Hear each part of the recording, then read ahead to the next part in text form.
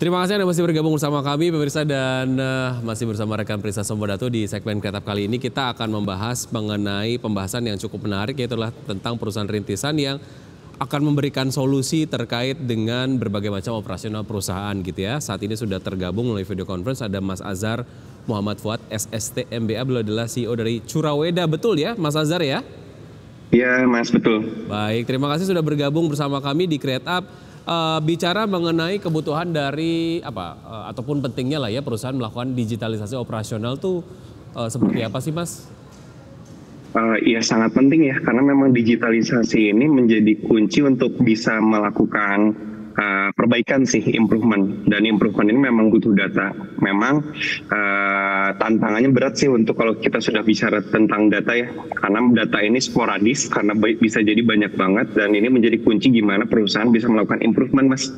Itu paling awal yang kita bicarakan dulu ketika kita ngomong tentang digitalisasi. Oke, lalu apa sih sebetulnya kendala dari perusahaan sendiri saat mau melakukan digitalisasi operasional gitu? Kendalanya itu banyak Mas ya, bisa diverse banget. Misalnya kalau misalnya kita ngomong dari manufaktur gitu ya, manufaktur ini ada dua biasanya, antara dia memang sudah punya sudah punya sistem tapi dia bingung mau diapain nih karena belum bisa diolah secara maksimal, atau memang dia belum melakukan sisi digitalisasi tersebut, jadi memang datanya masih berantakan yang harus kita rapihin gitu kan. Nah beda lagi misalnya ada dari sisi tourism. Nah kalau tourism ini biasanya lebih banyak ke arah anggaran. Anggaran itu ada yang punya anggarannya, ada yang nggak punya. Jadi cukup diverse juga akhirnya Mas alasan-alasannya. Oke, baik, alasannya variatif dan solusinya juga harus custom ya? Sebenarnya kita dari Curaweda itu nggak menawarkan custom banget gitu. Jadi yang kita temukan solusinya adalah kita nggak fokus pada softwarenya Mas. Karena software itu kan sudah jadi nih. Nah, contoh gini lah, kita main media sosial X, Instagram dan macam-macam gitu kan. Kita ini pakai paling fiturnya cuma 20-30%. Sementara kita ini tetap aja harus download aplikasinya penuh kan. Nah, kan nggak adil tuh. Nah, makanya di ERP ini kita juga harus ngebuat seperti itu. Jadi buatnya modular puzzling begitu. Ketika nanti yang dibutuhkan cuma modul-modul tertentu, nah ini yang kita buatkan. Jadi bukan jual utuh banyak nih, tapi ya kita per modul-modul gitu Mas. Nah, tinggal nanti disesuaikan. Oke, jadi operasional mana saja nih yang cocok menggunakan solusi dari Curaweda? Kalau saat ini sih memang banyaknya akan di manufaktur dan project. Cuman kita ini baru unlock ekosistem baru sih ternyata yang cocok dengan sistem kita, yaitu keraton Mbak. Nah kita sudah buka 2 keraton nih di Cirebon, Keraton Kasepuhan Cirebon sama Keraton Kacirebonan. Oke, jadi bisa digunakan untuk site ataupun mungkin tempat-tempat yang memang ada pelestarian kebudayaannya, kemudian juga ada nilai pariwisatanya gitu ya? Karena betul. Memudahkan operasional perusahaan dengan melakukan digitalisasi dengan solusi yang ditawarkan oleh Curaweda. Oke, sejauh ini sudah berapa banyak klien yang menggunakan jasa dari Curaweda, Mas? Kurang lebih secara corporate ada 6 atau 7 corporate ekosistem besar gitu. Cuman kalau kita sekarang ngomong partnernya, kita lebih dari 17 partner nih yang sudah melebarkan ini. Karena kita konsep bisnisnya bukan jualan lepas Mas. Tapi kita konsep bisnisnya adalah SACE, Software as a Core Ecosystem. Jadi kita nge-create ekosistem besar. Jadi ada 7 ekosistem besar sekarang yang sedang kita bina, beralaskan dengan software tadi, sehingga stakeholder bisa masuk dari sana. Gitu. Nah, untuk mungkin melebarkan lagi jumlah klien yang bekerja sama begitu ya, strategi betul. Dan tantangannya apa saja? Oh iya benar. Jadi kalau misalnya strategi memang tadi software ini jangan dijadikan sebagai barang yang dijual beli putus kalau dari Curaweda, tapi menjadikan dasar bagaimana multi stakeholders ini masuk untuk membangun ekosistemnya. Nah itu yang dilakukan Curaweda sekarang. Nah makanya Keraton ini bahasanya kayak gini, selama sistem ini dipakai kita terus berkolaborasi nih, dan semuanya bisa dapat untung.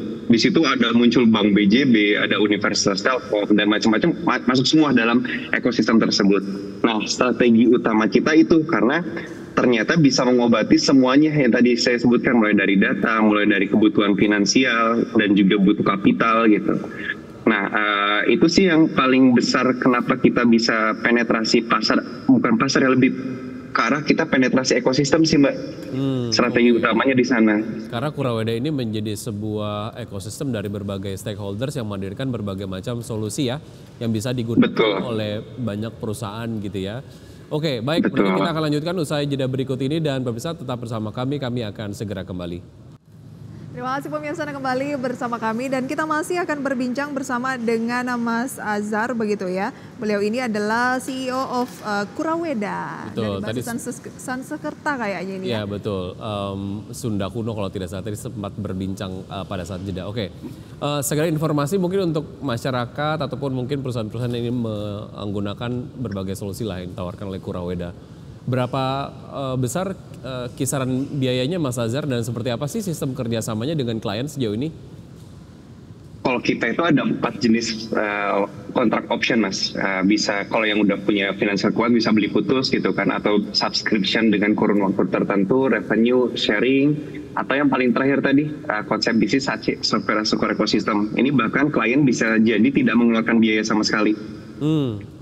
Oke. Betul. Terus profitnya dari mana kalau ternyata bisa tidak mengeluarkan biaya sama sekali, yang mungkin klien akan lebih memilih itu juga gitu. Nah, ya itu. Jadi memang tadi kerja sama multi stakeholders kita ini bisa carikan funding untuk proyek tersebut. Bentuknya adalah ya tadi misalnya Keraton Kasupuan gitu ya. Kita kerja sama dengan Bank BJB, dengan Universitas Telkom, dan dengan entitas marketing lainnya. Bukan untuk minta uang, tapi tadi selama sistem ini dipakai sama dia, kita akan dapatkan revenue dari sana, seumur hidup gitu kan ya. Nah, universitas juga dapat topik riset seumur hidup. Untuk apa? Funding proposal ke pemerintah. Jadi kapitalnya itu didapatkan dari pemerintah untuk yang sektor keraton tadi ya. Dan revenue-nya kita ambil tadi dari makanan, minuman, tiketing, souvenir. Makanya ekosistemnya terus berkembang. Kan nanti selanjutnya bisa jadi gini Mas, strategi marketing apa sih yang cocok buat keraton gitu kan. Muncul lagi, ditangkap lagi sama universitas, berkembang, revenue naik, yang menikmati semua. Gitu. Nah, terus ada souvenir apa gitu dan macam-macam. Ini menjadi semacam sebuah ekosistem yang terbentuk memberikan value terhadap pengguna, tapi pada akhirnya juga akan mendapatkan profit bersama begitu ya? Betul. Itu yang kita unlock Mas. Siap. Target Kuraweda dalam jangka panjang apa saja Mas Azhar? Kalau jangka panjang sih kita akan fokus ke SASI-nya tadi ya, software as a core ecosystem tadi, karena kita ternyata memang cukup besar di maksudnya dampaknya cukup besar di area keraton gitu ya. Memang sekarang sekarang itu ada 56 kalau nggak salah keraton atau lebih ya. Ada forum silaturahimnya begitu Mas. Nah, ini kita sedang mengembangkan, dan insya Allah kalau misalnya memang dalam target mid atau long term ini kita pengen nih fokus di tourism. Oh, fokus di tourism. Semenarik itu kan tourism sehingga mau fokus ke sana nantinya? Iya Mbak, sadly memang karena ya yang menyentuh daerah sana itu cuma nyentuh di titik-titik tertentu tiketnya aja gitu kan. Nah, jadi banyak banget ketemu museum nih sepanjang Jakarta atau Bandung kan yang gede tapi kok sepi gitu maksudnya. Nah, itu yang kita coba gimana sih ini meramaikan si wahana atau si museum itu gimana dengan digitalisasi plus. Nah, ini yang kita lakukan. Baik. Dibantu dengan software. Mas, Kuraweda ini udah berdiri berapa lama dan target profitnya seperti apa? Kalau dibilang berapa lama, sejujurnya kita baru operasional komersialnya 11 bulan. Walaupun secara modulnya itu kita riset dari tahun 2017 Mbak. Jadi benar-benar kita fokus riset dulu, berhasil baru kita jualan nih. Nah, kalau profitable-nya memang kita harus bisa sampai operasional sampai R&D-nya sih Mbak. Karena R&D-nya ini kuncinya kita kan untuk bisa terus ekspansi di ekosistem ini. Sejauh ini sih memang profitable-nya operasional. Nah, R&D ini sedang kita kejar. Baik, semoga memang semakin banyak perluasan dari ekosistem yang terbantu oleh Kuraweda ini dan juga profitabilitasnya meningkat terus begitu ya. Mas Azhar, terima kasih sudah bergabung bersama kami. Sukses untuk Anda, sampai jumpa. Iya, sampai jumpa. Terima kasih. Terima kasih. nanti bisa main-main ke kantornya di Bandung ya. Karena orang Bandung juga kebetulan saya ya. Oke, kita akan lihat pergerakan dari IHSG dari awal pembukaan sesi 1 hingga saat ini pemirsa, nampaknya IHSG bergerak melemah ya. Berada di level 7.209,668, melemah 0,18%. Dan nilai tukar rupiah terhadap dolar Amerika Serikat melemah ke 16.019. Dengan saham-saham yang menjadi top gainer, satu saham yang menguat berdasarkan value adalah Nasi atau Wahana Inti Makmur. Penguatannya cukup signifikan 9,5%. Kemudian ada Elite, MSTI, AMMN atau Aman Mineral, PNLF atau Panin Financial, PPRI, Humi, UNTD. Itu dia sekitar 8 saham gainers based on value. Top loser sejauh ini ada Cuan, kemudian juga ada Atla, kemudian ada BRPT, ada MNCN, Sido, PTRO, Wi-Fi, dan juga Tower. Tadi jajaran saham-saham yang masuk ke dalam top gainers dan juga top losers untuk perjalanan dari perdagangan sesi 1 hari ini.